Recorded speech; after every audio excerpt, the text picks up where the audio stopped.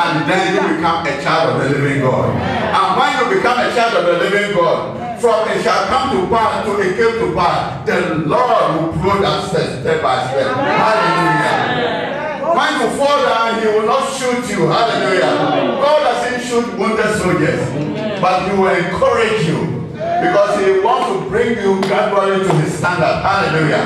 All that God, Jesus wants to do is that the day will come, you arrive at the position where he is. Amen. And in that process, he doesn't, when you fall, he doesn't kick you. He will encourage you. Say, get up, son. Get up, my daughter. Oh, yes, you are doing fine. Just get up, my daughter. You are doing fine. And step by step, you'll be moving forward. Hallelujah. And so when you make a mistake, don't stay there. Ask the Lord for forgiveness and move forward. Hallelujah. And you will arrive at your rehoboth. Hallelujah. And you are going to arrive in Jesus' name. Amen. Amen. And then we saw what happened. Let's go to verse 12. Verse 12. Then Isaac sowed in that land and reaped in the same year 100-fold, and the Lord blessed him. The Lord began to prosper, and the Lord began to prosper, and he continued prospering until he became what? Very prosperous. Listen, it is the grace of God. It is the blessing of the Lord that makes one rich. Now look at the man who was a foreigner in Gerar. And even the natives of Gerar, when they sowed their corn, it withered because of the famine. When they sowed their crops, it withered because there was no rainfall. And this man sowed and he reaped 100-fold. How come? It was the mighty hand of God. My sister, that is why you don't have to trust in your own ability. No, my brother, don't trust in your own know-how. Always rely upon the mercies of the Lord. Amen. Amen. Whatever you have, share it with God and see that he will not be a partner of your finances. Amen. Share whatever you have with him, and the Lord will make sure that he himself will cause your green or your seed to blossom. Amen. When other people's seed are withering, yours will blossom. Amen. Amen. It's the Lord who will take care of you. Amen. Listen, if the Lord doesn't take care of you, nothing. Your abilities will come amount to nothing. Your connection that you have will amount to nothing. If the Lord doesn't intercede, my sister, the system will put you down. But even where everything seemed to be working against you, he was a foreigner. That man was a foreigner. He even didn't have a land for himself. Maybe he borrowed somebody's land. The person whose land it was, he sowed his seed and it withered. And this one who had borrowed somebody's land, he sowed and he reaped. Amen. Amen. Hey. Hallelujah. God. And so sometimes when these unbelievers who think that the nation belongs to one, when they see Christians, your appearance and the way you are always happy, they don't understand. No, it is not our strength. It's the blessing of the Lord. That is why we are always joyful. They don't understand because they think we don't have anything. So how can we be that happy? Oh, we have everything. Amen. We have everything. That is why we are so happy.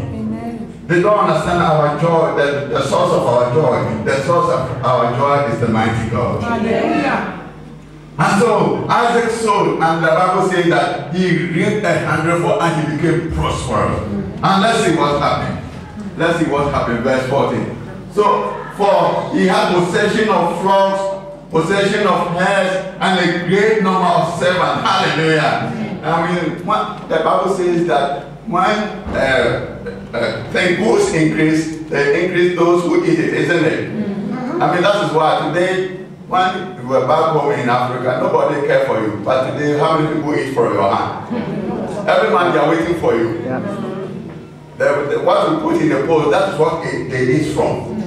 So that's the blessing of the Lord. That's one of the blessings.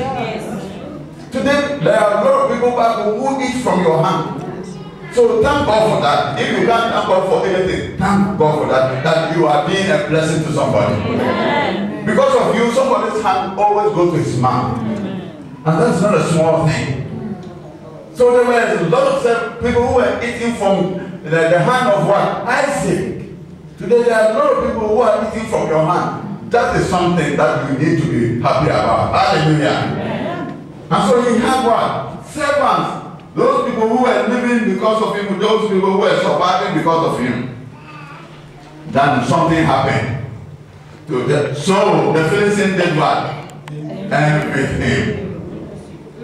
Now they envied him. Hallelujah. Amen. So who said when prosperity comes, you will not be envied? The moment God begins to work in your life, first they say, hello, you are walking to church every day. Oh, Sister So, God bless you. Sister So, God bless you. Let them see a day where you can stand 20 meters away and open your car. And then you can go and sing. Oh, yes. All of a sudden. And you can add the nature of man. So don't be afraid of the envy. Don't be afraid. It is part of man. Because the wise man Solomon said something. Turn with me to the book of Ecclesiastes chapter 4.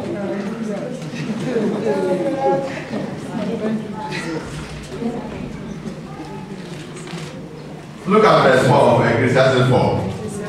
He said, again I saw that for all toil and every skillful work, a man is what? Envied by his neighbor. This also is vanity and the graspings for the wind. And so envy is part of nature. I don't know why, but that is how a man is made up. It looks as if when you prosper, then maybe their prosperity should be the opposite. That when they prosper, then you should go down. No way. People can contain other people's prosperity. We must change. Hallelujah. Because the most important thing we have to go to find out, the most important thing that everybody, God said that it will not be taken from you. Our prosperity which is in heaven, it is reserved there for you. Amen. And so those things that are here, you don't need to be jealous about it. Amen. Because they are all temporary. Because they all repeat. Hallelujah. First, about 20 years ago, when you had 1,000, people thought that you were a rich man. Today, 1,000 you can give to your son. If you don't take it, you won't bring change. Oh, yes.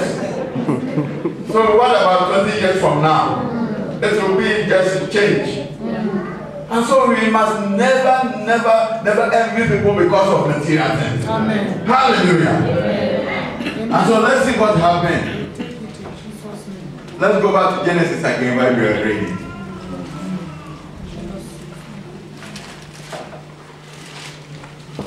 Now the Philistines has stopped up all the wells. Look at what the jealousy came. Stop up all the wells which his father's servant had dug in the days of Abraham his father, and they have filled them with what? Air. 16. And Abimelech said to Isaac, go away from us, for you are much mightier than we. Hallelujah. That is always so, but never be surprised. Because people, like I said, they can never contain your prosperity.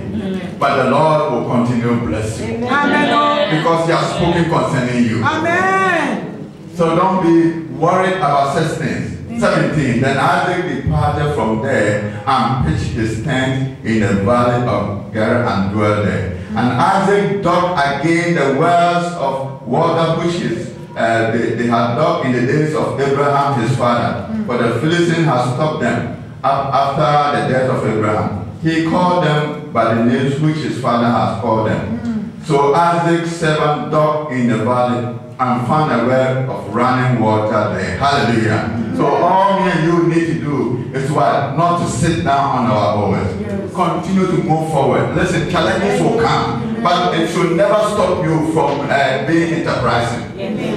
It should never stop us from being enterprising. Hallelujah. Yes, Jesus said, when you are persecuted in this city, do what? Move on to the next city. So whatever you are doing, when challenging or opposition comes in, try another thing. Hallelujah. Let's see what happened to Isaac. Now, this is where we Christians need to study. Step 18, and Isaac dug again the wells, well, we read at 19. So Isaac 7 dug in the valley and found a well of